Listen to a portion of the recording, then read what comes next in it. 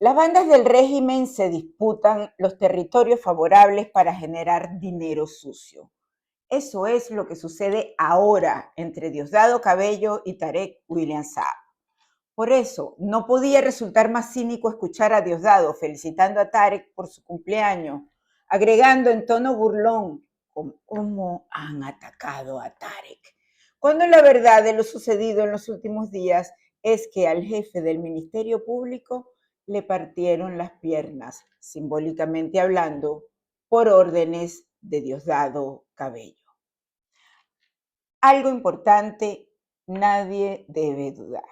Estamos frente a un reordenamiento de mafias, una guerra entre poderes. Y voy a contarles con el máximo detalle posible lo que ocurrió y lo que continúa sucediendo en la Fiscalía, las razones de las detenciones y destituciones que al régimen le conviene callar.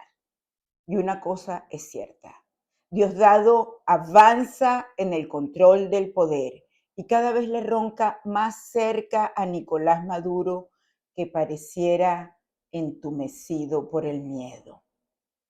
La historia que les voy a contar comenzó cuando un abogado llamado Rafael Reina, alias el Fiscalito, andaba en lo suyo, pescando víctimas. Se trata de un extorsionador profesional, poseedor de 2 carnets de fiscal debidamente entregados y firmados por sus amigos del Ministerio Público en el estado Carabobo.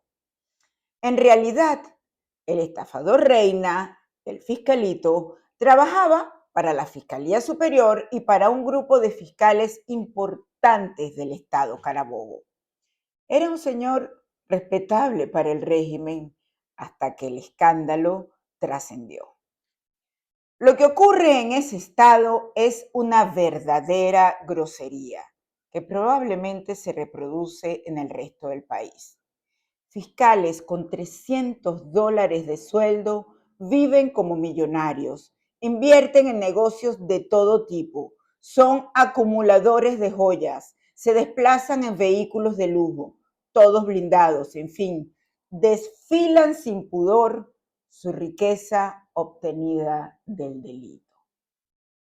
Hay casos tan descarados como que un fiscal llamado Pedro Amaya, con su sueldo de fiscal, se ha convertido en propietario de una cadena de supermercados. Todo a punta de extorsión. Así que lo que operaba realmente era una pandilla de fiscales que vivía buscando incautos a quienes les decía, tú tienes un expediente, yo te puedo ayudar y eso te cuesta tanto. A veces al clan se unían algunos abogados inescrupulosos. Ya después el botín se lo repartían entre los miembros de la banda. Pero volvamos a la historia del fiscalito, que digamos es el punto de ignición de todo lo que ocurrió. A él lo detienen porque toca la puerta a unos pequeños empresarios, unos emprendedores a los que, como siempre, les anuncia que tienen un expediente en su contra. Ya advertidos porque conocen al personaje y hartos de una situación de extorsión repetida, llaman al CICPC y juntos montan un operativo con el que terminan aprehendiendo en flagrancia al fiscalito justo en el momento en el que iba a cobrar el fruto de su extorsión. Imagínense cuánto producía el fiscalito, que al mediodía, que fue más o menos la hora aproximada en lo que lo detienen, tenía en su bolsillo $14,000 en efectivo, producto de su jornada de extorsión matutina. Por supuesto que el fiscalito llamó de inmediato a sus amigos de la superioridad del Ministerio Público. Primero que nada, se comunicó con el fiscal superior de Carabobo.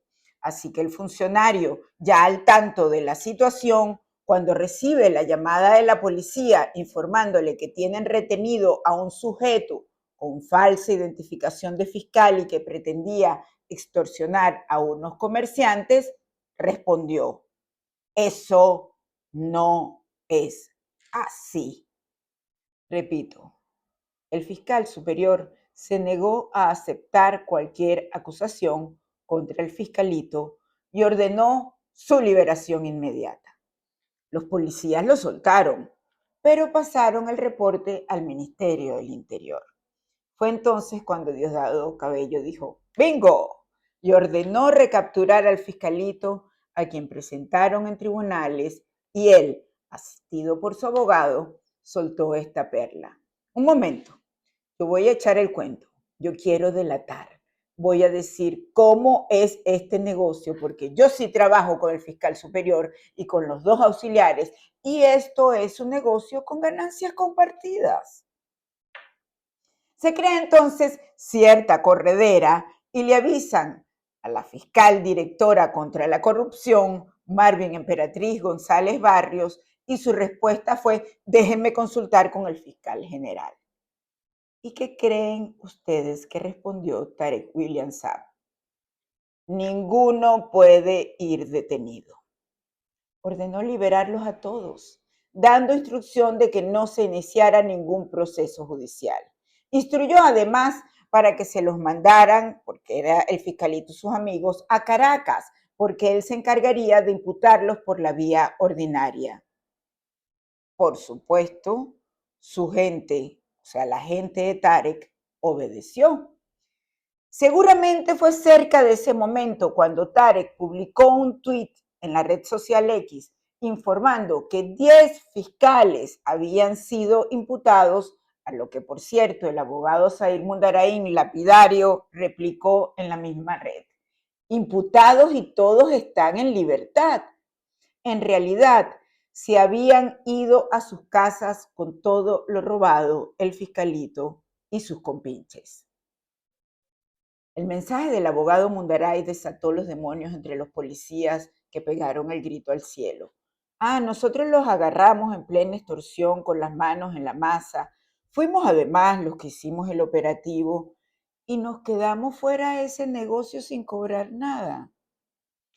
Salió entonces Diosdado en defensa de su gente. No, señor, aquí cuando hay botín se reparte entre todos, especialmente mis policías. Es decir, reglas de convivencia entre bandas. A partir de esa situación comenzaron a caer cabezas, como la de la directora nacional contra la corrupción, señal sin duda de que el capitán Cabello había tomado el control. Pero Diosdado quería más. Necesitaba demostrarle a su gente quién mandaba. Así que dio instrucciones de perseguir y fracturar al entorno de confianza de Tarek William Saab. Fue fácil llegarle al fiscal Farid Mora, quien, por cierto, preventivamente tenía todo listo junto a su esposa para huir del país. Esa es la mano derecha de Tarek. Su esposa se llama Bárbara Rojas. Deben recordarla. Recientemente les hablé de ella como una de las muñecas de Cilia Flores. Bárbara es asistente de Elsa Gómez, presidenta de la Sala Penal del TSJ, la encargada de recomendar a los jueces cómo decidir por el bien de la familia de la esposa de Maduro. Bueno, Bárbara también terminó detenida. Sobre Farid y Bárbara, por cierto, se ha especulado, además, que tenían la intención de aportar a Estados Unidos información de interés. Esto está sucediendo en todas las instancias. Así que van aumentando las señales de que el régimen pareciera estarse derrumbando. Los choques internos son inocultables y la certeza de muchos de ver al régimen caído impulsa a funcionarios de diferente jerarquía a buscar la manera de huir del país para salvarse a cambio de contar la verdad. En el caso del Ministerio Público, que técnicamente en este momento es una institución caída, y no es que antes sirviera de mucho, pero es terrible que sus funciones hayan sido sustituidas por el Estado policial que dirige Diosdado Cabello.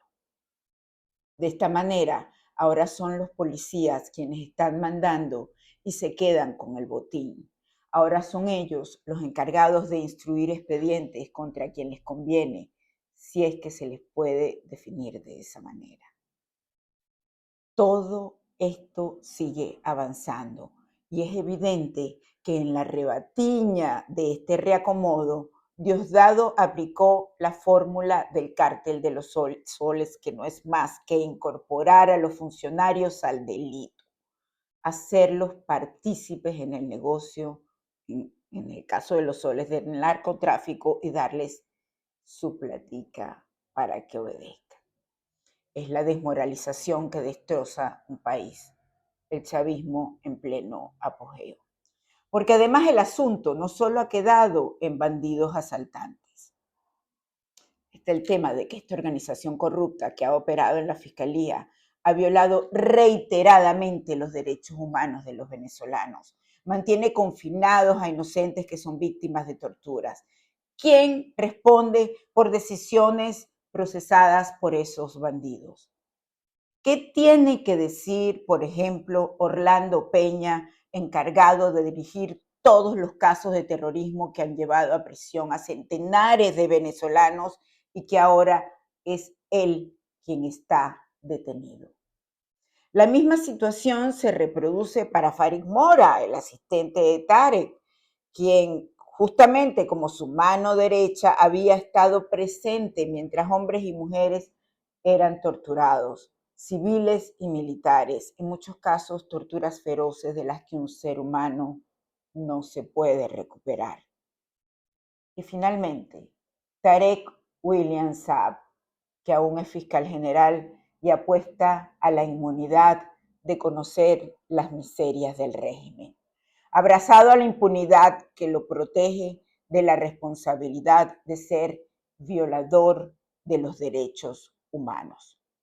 Tarek William Saab ha utilizado el Ministerio Público como herramienta para perseguir opositores, emitir órdenes judiciales contra activistas, contra líderes políticos e incluso para manipular procesos según la conveniencia de la dictadura.